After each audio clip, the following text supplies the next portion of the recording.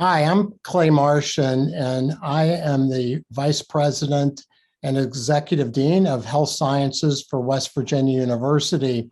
And it is really my privilege to be able to offer this interview set to give people insights into the wonderful Zoom Theater release of Vienna, which stars Stacy, Keach, and Harris Yulin, a play that was written and conceived by Jim McGrath. And we want to talk in some more depth about this work, about the motivation for the work, about the importance today of the work. And we have a special privilege to be joined by Dr. Patrice Harris, who is a graduate of West Virginia University and a native West Virginian. But Patrice is a very, very well-known child and adolescent psychiatrist and has the distinction of being the former president of the American Medical Association as well. So I'd like to turn now and to start to introduce our distinguished panel. And what I'll do is I'll start with Jim McGrath, and maybe Jim, you can just introduce yourself and give folks a little bit of a quick background on you so that they will be up to speed with your critical role in this play. Yes, I'm Jim McGrath, and I'm the writer of the piece. And my journey begins in the 1980s when I was a buyer at an antiquarian bookstore, and a hardback copy of the unabridged letters of Freud and Jung came into my hands. And I mean, that thing just pulsated. And before I had that book, I don't think I had a great interest in either man. But in reading it, I became fascinated with this dialogue, and the issues that they bounced back and forth are so fundamental to human existence that it felt like very important work. And I later did a lot of studying of Jung for personal reasons, and I found that I really loved everything he did and talked about, but I never had that much regard for Freud. And I have known a number of psychiatrists who consider themselves Freudian, and I would get into these arguments with them, which basically represented the argument today between Freudians and Jungians. But to me, the importance of it is the dialogue, and that's something that we're really forgetting today as a culture. We cling to our own beliefs as if they were, sacrosanct, without the openness of dialogue, which is necessary. And these two men gained so much from the dialogue that they had with each other. And the sad thing is that they eventually separated and went their own way and became unwilling or unable to hear what the other was saying. Then the journey of really writing this play came about a year ago, when Stacy approached me about the idea of writing this play for him and Harris. Now, I first met Stacy when I wrote for the Mike Hammer series, which he was the star of, and we just loved working together. And I later wrote for him a one-man Hemingway play called Pamplona, which he and I workshopped that play for 5 years, and it was one of the most valuable experiences I ever had. I love working with him. The idea of working with him and Harris on this subject matter, playing these characters, appealed to me immensely. And so I threw myself into it and took a few months to prepare a first draft. And then when I brought them in on it, each man had such incredible insights into these characters they were playing. Harris had played Freud previously in the Christopher Hampton play. And Stacy had, widely read Jung. He was very deep understanding of Jung and his work, and they contributed so much to this experience, not just as actors, but as men who knew these subjects. So it was just, for me, it was a profoundly illuminating experience to work with these men on this piece. And my final word on it is this dialogue between these two men, as I said before, is of profound importance. Thank you, Jim. That was terrific. Patrice, I'm going to ask you next. Talk a little bit about your field of expertise, child and adolescent psychiatry, perhaps how Freud and Jung have influenced you, but also, how you believe that during this time of so much, problems with mental and behavioral health, how this type of dialogue, this kind of work might be able to really connect to people in the audience. Well, thank you, Clay, and what an honor to be a part of this conversation, this dialogue. I really like Jim's point about the importance of having conversations. Unfortunately, in these times, people aren't willing to have tough conversations, and we see tough conversations in this movie. As a child and adolescent psychiatrist, I trained at Emory University School of Medicine. I had the wonderful privilege of being trained by psychiatrists who were steeped in psychoanalysis. We have a psychoanalytic institute here in Atlanta, and I also was trained by some world-renowned psychopharmacologists, steeped in the biological basis of mental disorders. And certainly, I'm not sure I appreciate it as much as I do now, but the opportunity to see both sides and to really appreciate that it's not either or, right? There's something that both aspects, and of course there are more, right? It's not black and white, can contribute to our understanding of mental disorders and mental illness and treatment. So I again, had that privilege and can see all sides and the importance of the interconnection. Clay, you and I talk a lot about connections, and everything is so interconnected, and we appreciate that more now than ever. And then thinking about my role in the policy side, here's an opportunity again to highlight the importance of dialogue and conversation.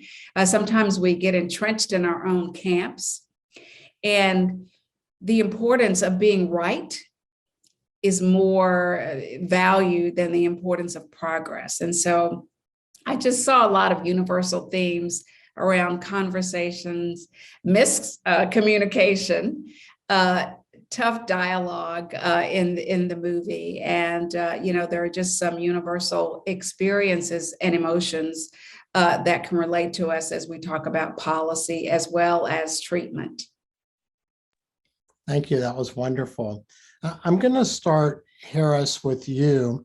And if you can just give us a sense of the meaning of the work, from your own perspective, the mindset of you as an actor, representing Freud, and also the meaning of this related to your, collaboration with Stacy and your very long-time friendship. The collaboration was, of course, of prime importance, and as it was with Jung and Freud. The most wonderful thing that they said, Jung and Freud, when they first met, Jung said something about, we've been talking for a while, and Freud said, we've been talking for 13 hours without a break. And, I mean, that is kind of astonishing to think that two guys could sit in a room and talk for 13 hours. So that became reflective too of Stacy and my relationship and collaboration over some 54 years. To your last point, or your last statement about why it was so meaningful, because it is, to play two characters who had a collaboration, as close a collaboration, and who were so dependent on each other as these people were for a time. It ended kind of abruptly, and unfortunately. Our relationship has not yet ended abruptly or unfortunately, but continues on thus far. And but Freud himself, whatever I know about or feel about the character is really there in the Zoom. But the opportunity to do it it's funny when we started, Stacy approached me about this idea, and I had read the letters of Freud and Jung many years ago, probably in the 80s, as Jim did. And I had some remembrance of them. I remembered particularly a line of Freud's that went something like, at the very day I chose to anoint you, my crown prince, you chose to betray me. That's a little more literal than I think he put it, but that was the idea of it. And that, of course, is, fascinating, and you just want to know more. And having had a chance to visit Freud again was just a great pleasure. And the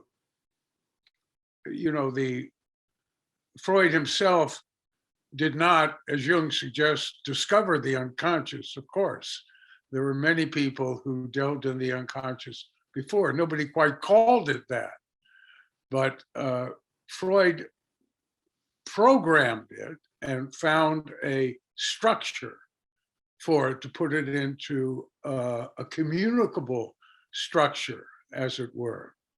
And for that, I mean, that's quite enough work for a lifetime, I think. Thank you, Harris. That was great. And Stacy, I'm having you bat cleanup here, or run anchor leg, or whatever the right metaphor is. So talk a bit about playing Jung, your sort of your interests and what you've learned, from this experience, but also maybe talk a little bit about why put this out during the Thanksgiving holiday. I think that that's a really important and really beautiful thought that you and the other folks here have done, and really are blessing a lot of people with a lot of grace, because after seeing the Zoom theater, it is really quite amazing. So I'm going to throw it to you, Stacy. Well, thank you, Clay. Thank you. And again, it's a great honor to be here with you guys. And I think, just in answer to your last question first, or about Thanksgiving, I mean, we deliberated about this because we know that Thanksgiving is, of course, football season. And if we're a football fan, that's what you're going to watch. But beyond that, I felt that the fact that Harris and I have been doing this together and separately for 50 some odd years, I thought, and to be able to have a wonderful script that Jim McGrath provided for us. Plus, I must say, my dear wife, Malgosia Tomasi, who's the artistic director, provided a background and a visual aspect in the music for this show that really inspired me in such a way to say, thank you. Thank you. I'm so grateful for this experience. The fact that we're still here and doing what we love to do is, I think, the foundation of our gratitude. Also, it's the beginning of Hanukkah. And I think that it's very important that the Judaistic aspect of this play, which really, I think anti-Semitism was such an important theme, in fact, was primarily responsible for the breakup of Freud and Jung. And I think that given that, Hanukkah is also a very appropriate time to be airing this for the public. What else can I say? I think that's beautiful. Thank you.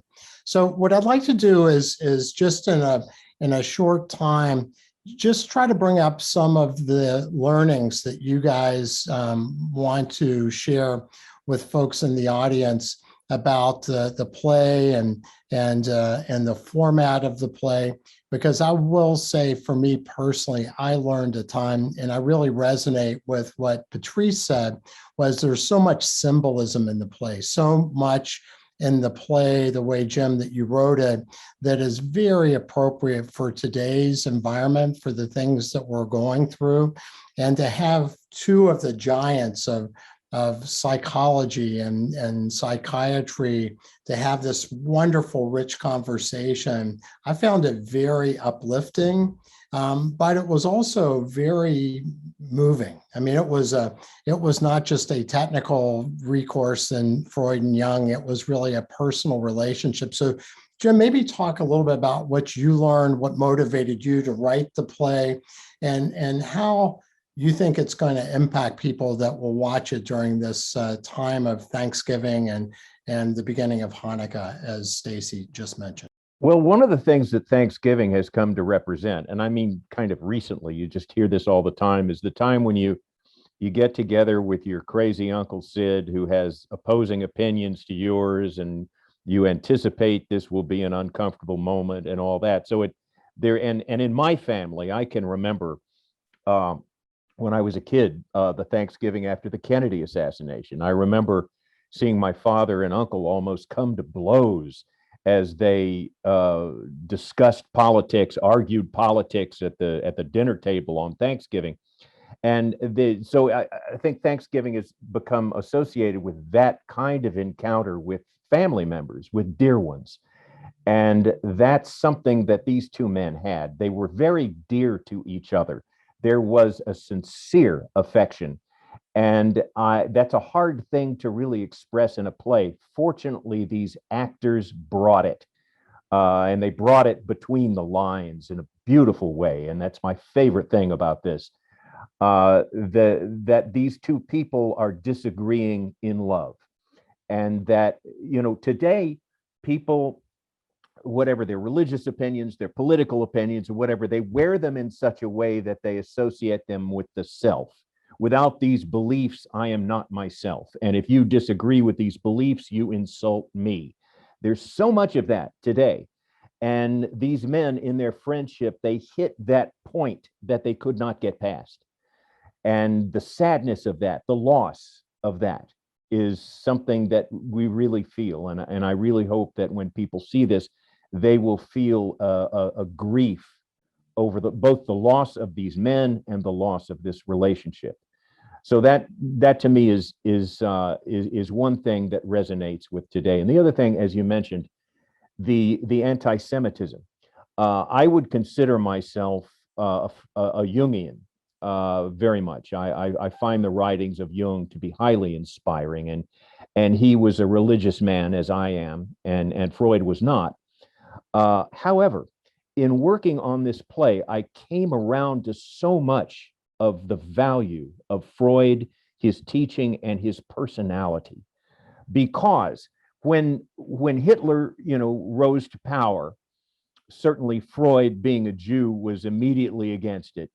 Jung, at the beginning of it, he had this attitude that, this kind of German nationalism could be good. And he, since Nazism and fascism is often connected to mythology and storytelling and this kind of thing, that Jung in the beginning sort of saw a value in it, where Freud's attitude was, if it isn't real, it isn't. And he recognized the danger from the very beginning.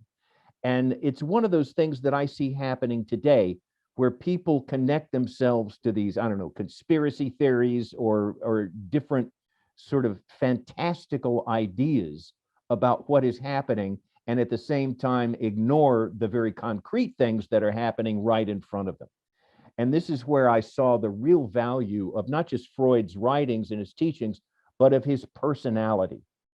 And this is something that these guys brought, these personalities to the fore in a way that I just loved. I love these guys as men, and I have no qualifications other than being a writer to work with this material. So what's important to me as a dramatist is the emotional journey that these guys took. And I think it's an emotional journey that lots of people are taking today.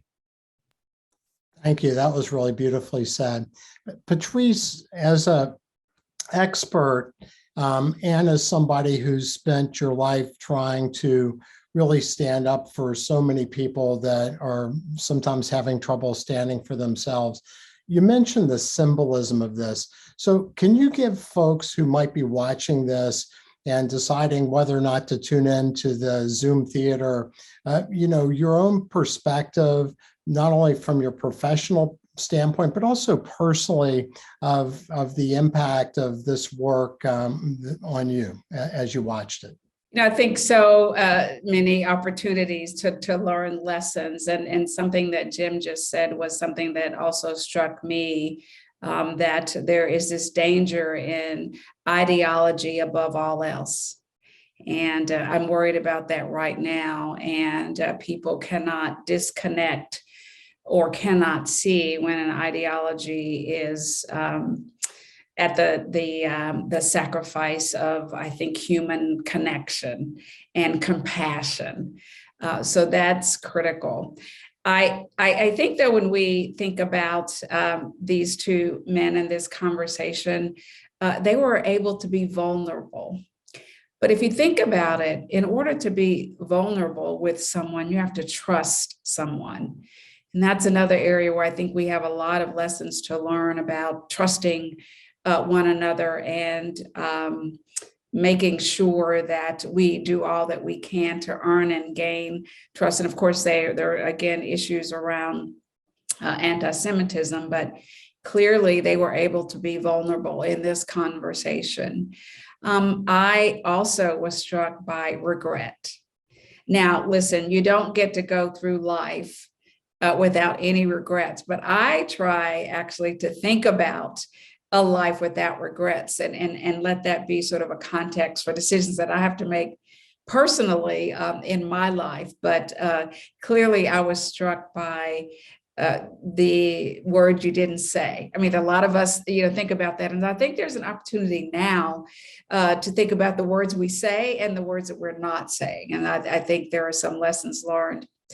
And then from a professional standpoint, again, I'm a psychiatrist, and so I was trained in all of this. And I remember, though, not resonating with any of the theories of the case. Now, what was important, and I think these men were leaders in their time, that they had a theory of the case, an hypothesis we talk about today, and they did some research. They used their patients, and so they used case study.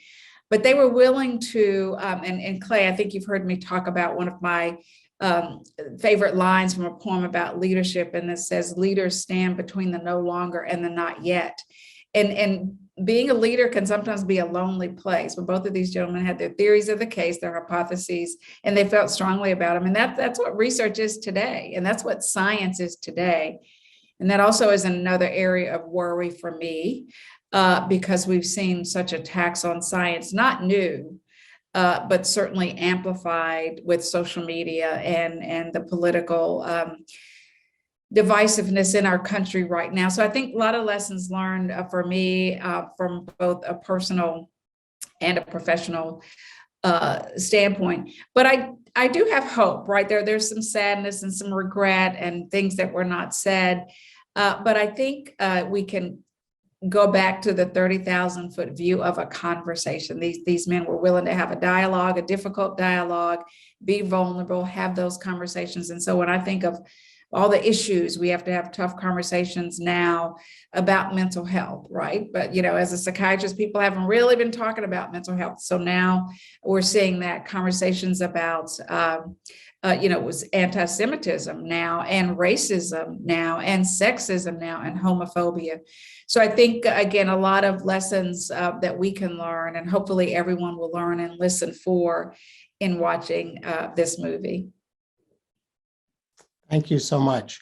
And I want to end up now with you, Stacy, and you, Harris, and talk a little bit to people who might be watching this and, again, deciding whether to tune in or not, or to, to the power of you both as actors, but also the chemistry that you have together. I have to say, the thing that was really the most powerful for me was the fact that you guys clearly really do love each other, and that as you were playing the parts of Jung and Freud, there was that sort of sense of very much familiarity and love between, But there was also the issues that, Jim brought up and Patrice did of, a relationship that was very powerful, but relatively intense and somewhat short, and then broke to the other side related to some of the issues with anti-Semitism, et cetera. So if you could talk about, perhaps together, about the power of the performance and what it meant to you guys to do this, and as Freud and Jung, but also as friends. And why should people tune in? Because I think it's a really extraordinary work. I think you guys both did a fantastic job, and Jim, very well done on the writing, the screenplay. But this, to me, was a deeper work than just Freud and Jung. It's really about friends and some of the tragedies that happened to all of us during our lives. And I'd love to hear from you. Perhaps Stacy, you go first, and then Harris, about what your thoughts are on this, because I want people to have a feel for why they should really tune into this, because I think it's really a great work for both you guys. Thank you, Clay. One of the things you had discussed earlier were the vulnerabilities of these characters. And one of the things that I learned from this play was what they shared in terms of their loneliness as people. They're never feeling quite not confident and secure in their relationships. Jung actually talks about his relationship, said he has a difficult time making friendships with men because he was sexually molested when he was a young man at 18 years old. And as a result, trust is a very difficult thing. Freud also mentions that he has difficulties in establishing close relationships. So when they did establish a close relationship, it was an epiphany. And that's when I think they really began to unravel the mysteries of the psyche and together. Of course, Jung was influenced by Freud's interpretation of dreams, and dreams became a fundamental something that they shared. They shared a lot of things together. And one of the things I learned about Freud, I never knew that he had incontinent problems, that he urinated in his trousers, and which makes him extremely vulnerable, no matter what his position is. As far as the anti-Semitism is concerned, I did a lot of pondering about the situation, because Freud, Jung never really, with the exception of what Jim mentioned earlier, never really was pro-Nazi. But I think there was always a conflict between Vienna and Zurich. And in those days, there was a great rivalry, and much like rivalries that exist between New York and Los Angeles, San Francisco, there was a big rivalry there. And Freud was never really accepted in Zurich. And when Jung took over the psychoanalytic responsibilities after Kretschmer, they were very pro-Nazi. And he admits in the play that he didn't like it. Nevertheless, there is this telltale feeling that deep down, he may have been an anti-Semite. And one of the primary reasons why they broke up. Yes. Thank you, Stacey. That was wonderful. Harris, maybe you can take us home and tell folks who may be watching, why you think that this is a powerful work that they would benefit from tuning into and spending the time and understanding these two great men, but more to experience what two great actors who are great friends bring to the Zoom theater stage. Well, it'd be good to think that, presented with the prospect of Freud and Jung, people would say, well, let's see if these guys have anything to say about Freud and Jung. And then they will find out we will, or they'll find out we don't, from their point of view. But to not be curious about it would be curious, I think, because it's sort of very relevant to our time, as we've talked a lot about. And their final disagreement too, and their final split up, I imagine will be a a point of controversy forever because, we've talked about the accusations of anti-Semitism that Freud threw at Jung and Jung's defense of same and the great betrayal, which he talked about, I think, in that letter of Freud's where he said, "You betrayed me," was the betrayal of his concept of the libido. It was very difficult then for Freud to go along with him. If this essential thing, well, we talk about that in the play, and I think that's very apparent in the play, how important that was. Very good. Thank you so much, Harris. So Stacy and team, where should people tune in to be able to see Vienna? And when are we going to release and open that up so that people can watch? Come to www.Stacy Keach Zoom Theater, StacyKeachZoomTheater.com. The promo is on there now, and the show will premiere, be a world premiere on Sunday, the 28th, 8 p.m. Eastern Time, 5 p.m. Western Pacific Time, and you can figure out what's in between. And after that, it'll be on for 4 days and December 1st, 24/7 streaming. You can watch it at any time. Well, that's wonderful. And I will just say from a person who is not a psychiatrist or a psychologist, but is a big fan of all the people on this Zoom conversation, this is a Zoom theater presentation that you don't want to miss. There's so many important topics that are really part of this, as we've mentioned, but also you see two great actors having a wonderful conversation of an adapted screenplay that is so well done that I know everyone will enjoy it. And I've very much enjoyed and appreciate Jim, you, Patrice, you, and Stacy, and Harris, you two, joining for this short conversation to try to help people get the feel for the importance of the work, and also to try to get as many people to tune in as we can, because guaranteed that if you tune in, you will love it, just like I did. So thank you guys so much, and happy Clay. Thanksgiving.